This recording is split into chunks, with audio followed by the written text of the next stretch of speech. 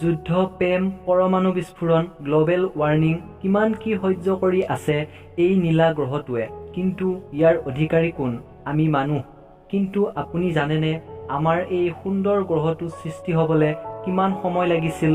যিটো গ্ৰহ আমাৰ বাবে অধিক মূল্যৱান, কিমান বছৰ কঠিন কষ্টৰ ফল আপোনালোকে জানেনে?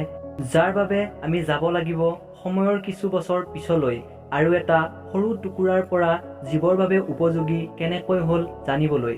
তো বলক আমি সময়ৰ কিছু পিছলৈ উভতি যাওঁ। আজিৰ পৰা মিনিমাম 4.6 বিলিয়ন বছৰ আগতে আমাৰ সৌৰমণ্ডল আৰু এটা নতুনকৈ জন্মা তৰা যাৰ চাৰিওফালে ধূলি আৰু শিলৰ টুকুৰাবোৰ উৰি আছে। ইয়াত আমাৰ পৃথিৱীৰ নামেই নাই। আমি সময়ৰ বহু পিছলৈ উভতি আহিছোঁ। এতিয়ালৈকে পৃথিৱী সৃষ্টিৰ প্ৰকৃত আৰম্ভ হোৱা নাই, কিন্তু ইয়াৰ ভাৱ আৰম্ভ হৈছে।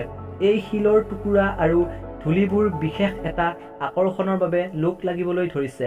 কিছু লাখ বছৰ পিছত ই বহু ডাঙৰ এটা আকৃতিলৈ সলনি হৈছে, কিন্তু ইয়াক আমি পৃথিৱী ক'ব নোৱাৰোঁ কাৰণ ই এতিয়া বহুত গৰম, যিটো আজিৰ শুক্ৰ গ্ৰহৰ সমান আছিল। আজিৰ পৰা মিনিমাম 4.5 নিযুত বছৰ আগতে পৃথিৱীখন সম্পূৰ্ণ গৰম লাভাৰে ঢাক খাই আছিল, যাৰ তাপমান 1200 ডিগ্ৰী চেলছিয়াছ আছিল, য'ত অক্সিজেনৰ কোনো মুহূৰ্তই নাছিল।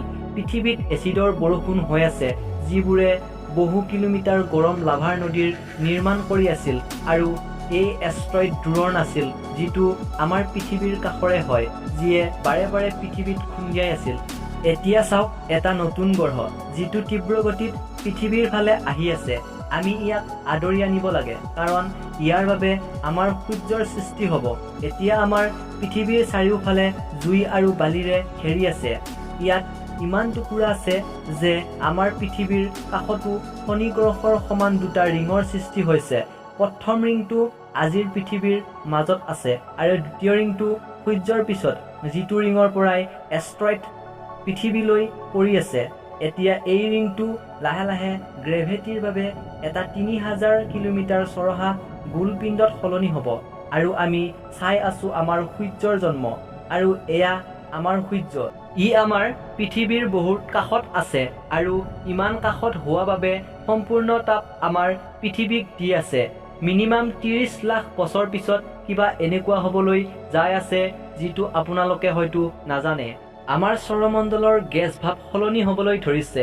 এই সলনিৰ কাৰণে সৌৰমণ্ডলৰ এষ্ট্ৰইড আৰু কমেটছৰ মাজত এটা গ্ৰেভিটেশ্যনেল সংযোগ স্থাপন হৈছে, যিয়ে সেই এষ্ট্ৰইড আৰু কমেটছবোৰক সৌৰমণ্ডলৰ আন্তৰিক ভাগত ঠেলি আছে, চিধা মংগল, শুক্ৰ, বুধ আৰু আমাৰ পৃথিৱীৰ ফালে। এইটো সেয়া সময় আছিল যেতিয়া আমাৰ সূৰ্যক ইনএষ্ট্ৰইডৰ বাবে তাৰ চিনাকি দাগবোৰ পাবলৈ গৈ আছে, যাক কোৱা হয় দ্য লেট হেভি বম্বাৰ্ডমেণ্ট। যি কি নহওক, সূৰ্য এতিয়াও বহুত গৰম আছিল, যে আজিৰ তুলনাত পৃথিৱীক সূৰ্যই 25% বেছিকৈ প্ৰভাৱিত কৰি আছিল। আমাৰ পৃথিৱীত এদিন 24 ঘণ্টা নহয়, মাত্ৰ 6 ঘণ্টাৰহে আছিল, কিন্তু সূৰ্য লাহে লাহে পৃথিৱীৰ পৰা দূৰত যাব ধৰিছিল, যাৰ বাবে পৃথিৱীৰ তাপ আৰু ঘূৰ্ণন পাতল হ'ব ধৰিব আৰু লাভাৰ নদী ঠাণ্ডা হ'ব ধৰিব। পৃথিৱীৰ বায়ুমণ্ডলত মাত্ৰ এটা গেছহে আছিল, যিটো মিথেন আছিল। লেড হেভি বম্বাৰ্ডৰ বাবে পৃথিৱীত কমেটছৰ বৰষুণ হৈছিল, যিয়ে নিজৰ লগত পানীও পৃথিৱীলৈ আনিছিল। এই পানীয়ে ইয়াত সাগৰৰ নিৰ্মাণ কৰিছিল। পৃথিৱী এতিয়া চাৰিওফালে সমুদ্ৰৰে ভৰি আছিল, কিন্তু ইয়াৰ হয়তো না ভৰি ৰাখিবলৈ মাটি আছিল আৰু উশাহ ল'বলৈ অক্সিজেন।